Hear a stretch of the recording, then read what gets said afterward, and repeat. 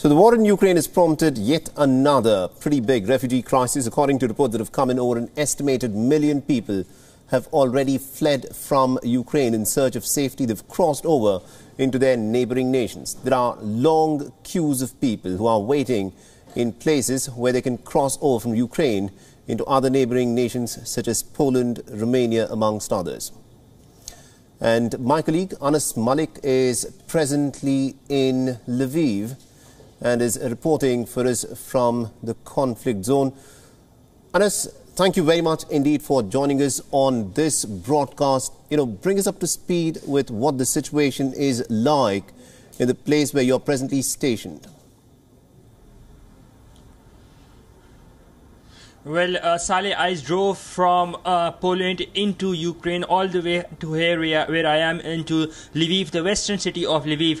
And it is safe to say that there is a general sense of scare, lesser people on the road, more and more militias or facilitators of the army are found on the road. That is number one. Number two, you'd see a lot of increased checkpoints where people would be there. They'd be seeking your credentials. They'd be seeking your passport, your visa. Then some questions, not in a more intimidating manner. And they would be much more thankful for the fact that you're here to cover and to be their voice. That's what I saw. Lesser cars on the road, almost no street lights along the highway from the Polish border all the way until Lviv. Just as you enter the city of Lviv, that's when you first see that sight of light. It won't be wrong to say that. By and large, there's this grimness in the air. I saw a lot of emotional scenes at the border as well. Won't be wrong to say that the lines the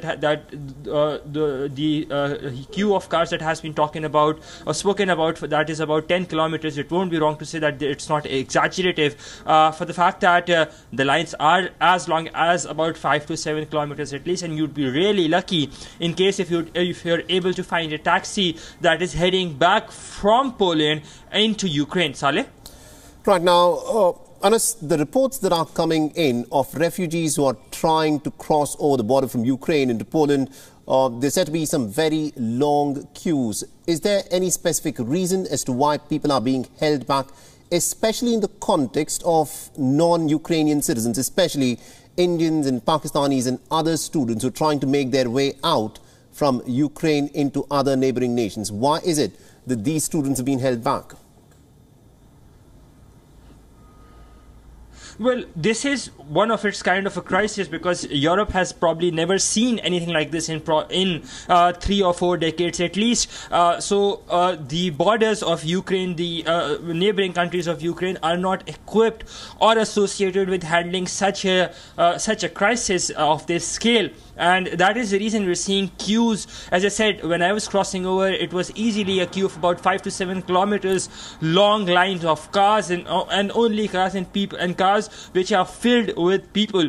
So by and large, when I spoke to the border police on the Polish side, they said that they're trying their level best to expedite the process, but they have to ensure, they have to cross-check. They can't just let anybody in. There's a process that needs to be followed, and that process is being ensured. The other problem is that with Ukraine not being part of the EU, so while there might be movement or considerably free movement, it needs to come with some caveats, and it does come with some caveats as well.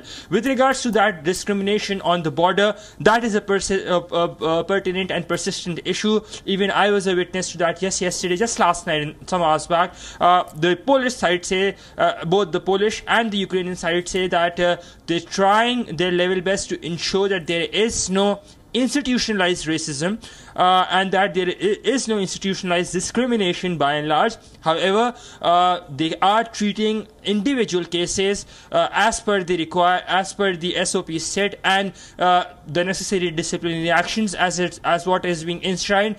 They are going to recommend that. Saleh? Right, and also, Anas, at this point of time, it is the 9th day of the war. How easy is it for the common people in Ukraine, so to say, to go and purchase essentials? Are essentials easily available in supermarkets? Because there's also a state of curfew that is imposed in the evenings, we're given to understand, which makes it very hard for people to move about. Well, the essential supplies are there, but they're not that much in greater number. So as we speak, there is no shortage per se. There is a sense of urgency to pile up, to stock up, but there is no shortage per se. That is a given. But as the day unfolds, we know more. There's a cash crunch that the country is facing by and large. When I say there's a cash crunch, that does not mean that they're short of cash. It means that their banks or the money transfer options, they're limited and they're running out of cash. So people who are desperate to leave, and we've seen more than 1 million people leaving as well in the past 8 or 9 days, those people, they're taking out more and more foreign currency, and as a reason of which we're seeing these cash remitters, international cash remitters, they're running out of cash as well, Saleh. And also, I presume you've been speaking with some of the locals in Ukraine. You know, everyone in the international media has spoken about how the Ukrainians are putting up a very stout resistance against the Russians. What do the common Ukrainians say about this war? How long do you think they're willing to hold out against the Russians? Well, the common Ukrainians are very sad. That's an understatement. They're emotional, they're sad, and they're angry as well. They're angry at the international community. They believe, and quote, that they believe that the international community needs to step up and do more for Ukraine, for the people of Ukraine, than what it is doing currently, number one. And number two, they also believe that the international community should have done much before the war began, not when the war began. This is what the common sentiment is. They're angry against the Russian invasion, against the attack. They say that their freedom is being jeopardized, their independence is being jeopardized. So as I said, they were thankful when I crossed over and I drove from the Polish border all the way here in Lviv. It's about 2 hours. As I entered, we were welcomed with air raid sirens, and that's not the sight or sound you would want to hear once you're in any of the cities. That means that you need to get to the closest shelter as soon as possible. So no hotels, no nothing. You straight away need to get to that shelter, and that's what we did.